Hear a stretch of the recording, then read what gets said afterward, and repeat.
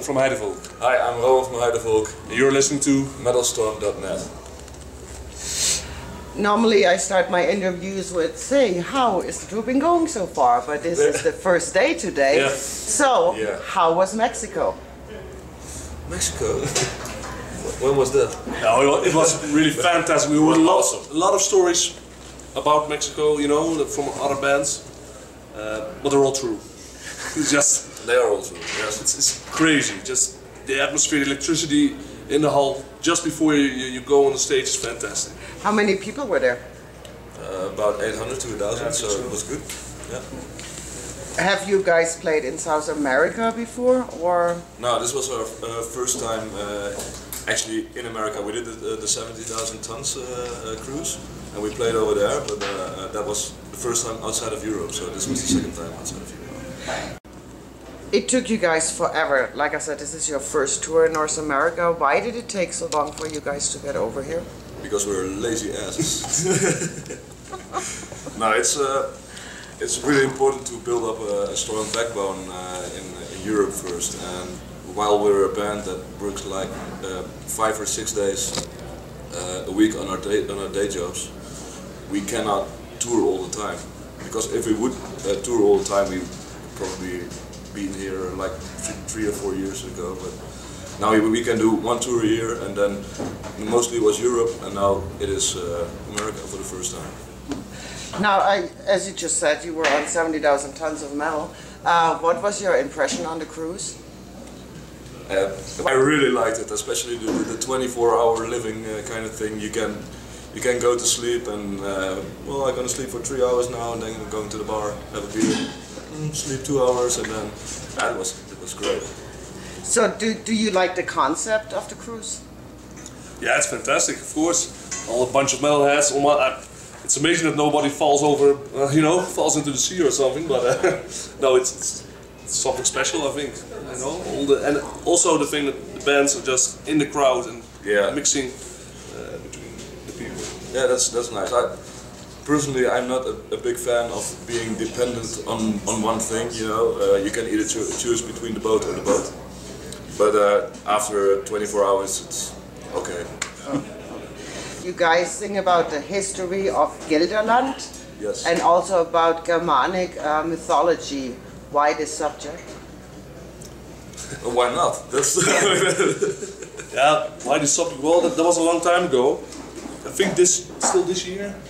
We've been together for 10 years, and at the time I think the folk metal just started to grow in Europe, and yeah, we want to do something but do it in our own way. So why sing about Vikings when we, you know, when there weren't any Vikings in the Netherlands?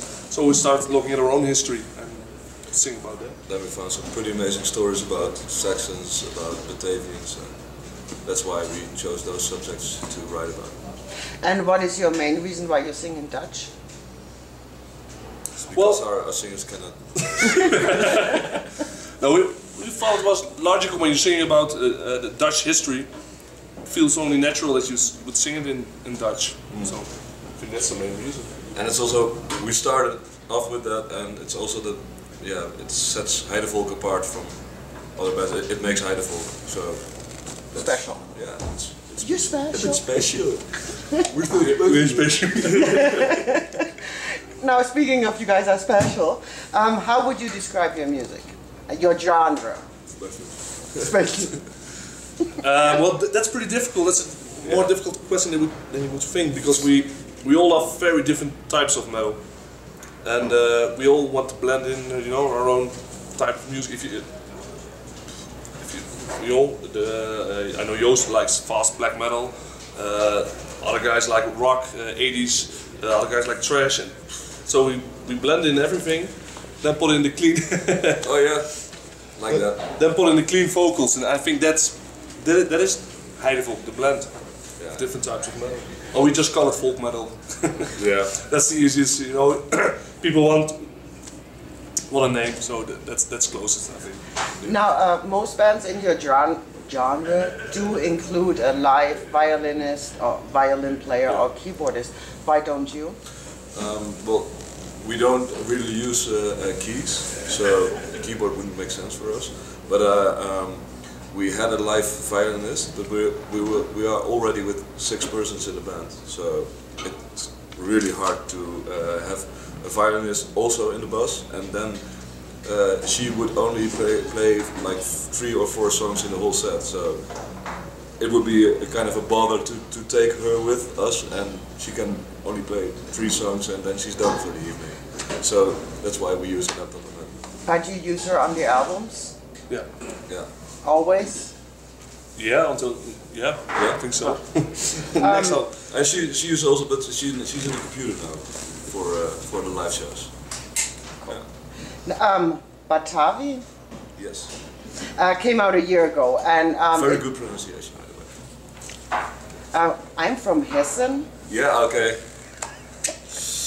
And well, that's why. you already sang about the Batavian drive on Valhalla Wacht. You did your homework. Yes, that's it. I googled that. Okay. So why now, 2 albums later, did you recycle that idea to sing about the tribe? Well, it's sort of the most the biggest story of Dutch history, and so we already did a song, but that was not the whole story. So when we thought about, okay, what's the next album gonna be? Yeah, we didn't, you know, that song didn't really.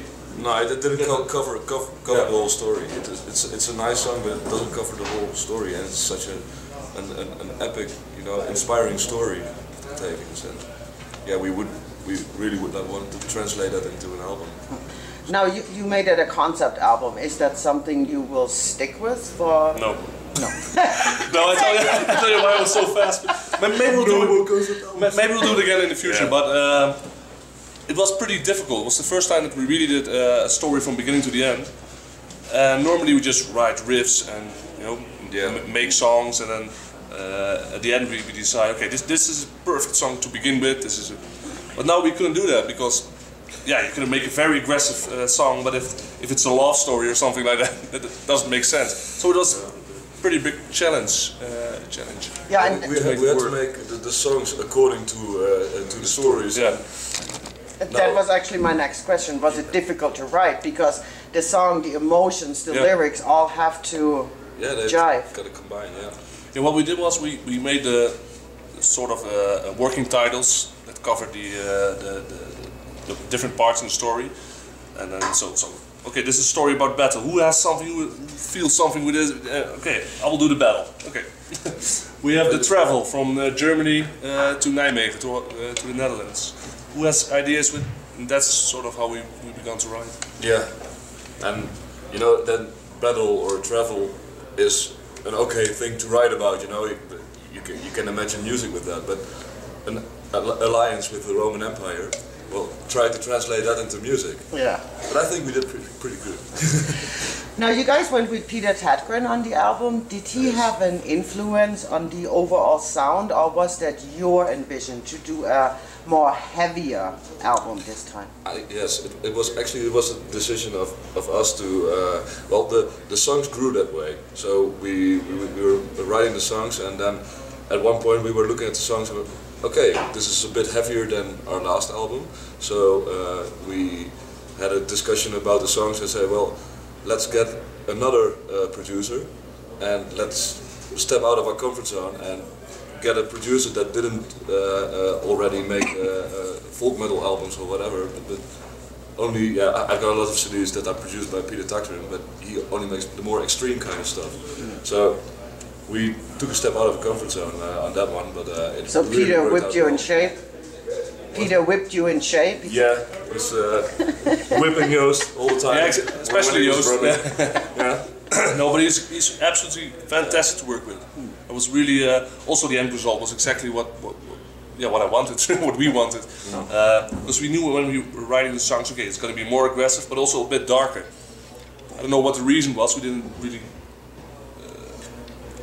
decided to make it darker, but okay, this is a bit of let's find a producer who knows how to make aggressive music with a sort of dark edge to it.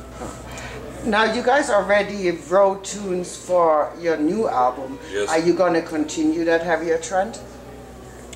I think, well, what we see with the new songs, We wrote a lot of new songs now, and they all kind of, you know, flying around, and they got to fit into one bigger, I would say concept, but no, one bigger picture.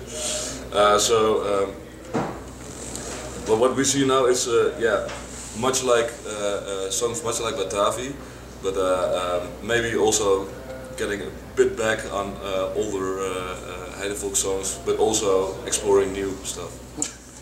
So, that way. Now, ever since Valhalla Wacht, you guys release an album every 2 years. Will you continue this trend? Who knows? Yeah.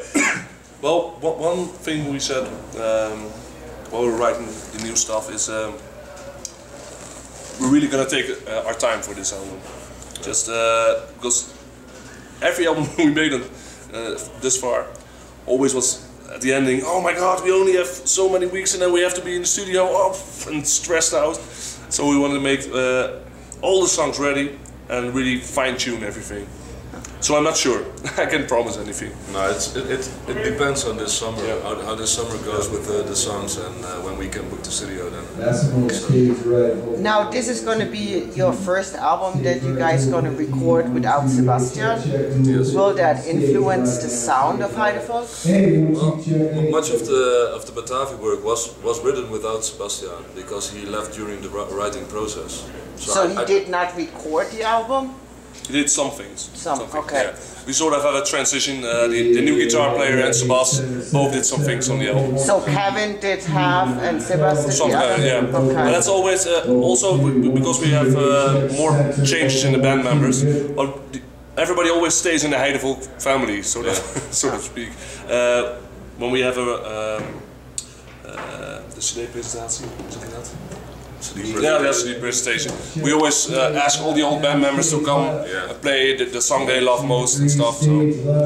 But it will definitely affect our sound that Sebastian is away right now. But and Kevin started writing now. So yeah, nice. That's a big difference. So. See, and this was one question too. Is Kevin gonna be now a permanent member? Is he now the other guitarist? He is. He already is. That's really stupid. We didn't officially announce it yet. It's so stupid. Dude. Yeah, I know. But he is the new guitar player. I think we should correct that, and during this tour we should make. Yes, Kevin is our new guitar player. Here 2 years ago. Music videos. You guys really don't have that many. Is there a reason why? The time kind of thing. We squeeze everything we can do with Heidevolk. We squeeze into the weekends, in the night time, and our holidays. So there isn't much time left to do other stuff, and that really sucks. I really wish I could work less and do more for Heidevolk, but that doesn't it's work. just not that kind of market anymore. I cover a normal song. Well, they asked us. I think they existed for 25 or 35 years, and they asked us to play on their feast, their festival, and we and we had such a good time. So we wanted to do something back for the guys, and that's so we started. Let's do a cover. Yeah, and then we went through the songs, and Vulgaris Magistralis is just. It's a humoristic song, but it still has a little bit of a Heidevolk vibe into it. So yeah, and also when you listen to the normal version of it, it's obviously it's slower, a bit less heavy. Yes. But that was really funny because when I was recording bass guitar for Uit Oude Grond, the studio manager, his brother wrote Vulgaris Magistralis. So I was recording over there, and then his brother came by, and he said, "Well, you should listen to this." And then he gave Vulgaris Magistralis. He said, "Ooh, yeah, this is maybe more like what we wanted to do back then." And we were like, "Oh, this is a big honor." So no, that's really cool. Now, please tell me it's in the setlist tonight. Yes. Nice. I think we have to. It's sort of becoming our standard number of the beast or something. How long is your set list, and B, how many songs from the new album are you going to play? At least 3 songs from the new CD, don't put this on internet before. So you can find the set list afterwards. Yeah. And we will play each night for 40 to 45 minutes. So Nice. that's nice. So what's next for Heidevolk after Pagan Fest? Writing. Yeah. A lot of writing. We really want to do more shows. We really want to come back and do South America, but first we're gonna do some writing, get some new material, and then bring it out to the world again. Here, quick question about writing. Do you guys write exclusively at home in the peace and quiet of your house or studio, or do you also put down riffs while you are on tour and have ideas? Well, most of the riffs, they start when you're doing something that isn't, it maybe isn't music or whatever, but you get the idea and then you just sing it into your phone, and afterwards you have the peace and quiet of your house and you can work the riffs, and then you start to make a song and then throw it in the rehearsal room and everybody can do something with it. And then the real argument started, because then you know, and then especially if you wrote the song, and the other guy said no, this has to change it. No, it isn't gonna change, because we're all sort of like, it's the idea behind the song. Why change the idea? And a lot of shouting and throwing. But it is a heavy process, because we're all sort of like alpha males in that guy. We all want to, no, this is what we're gonna do. Yeah. But that's the way we work. I think it works pretty well. But it's pretty. I found something from Batavi in my phone when I was changing phones, and you heard the first version when I was singing into the phone, and you hear me. It just sounds totally ridiculous. It's not ridiculous. What's the word? Special. Very special. Cool. Okay, thanks for your time, but cool, last words belong to your fans. Well, it's for a German website, or is it an American website? International. International. That's awesome. International. I'll say it's Pagan Fest. Yeah. Come and see our show. We really would want to give you all the songs and all the Heidevolk experience you could wish for. So. Right. And we're special. Thanks.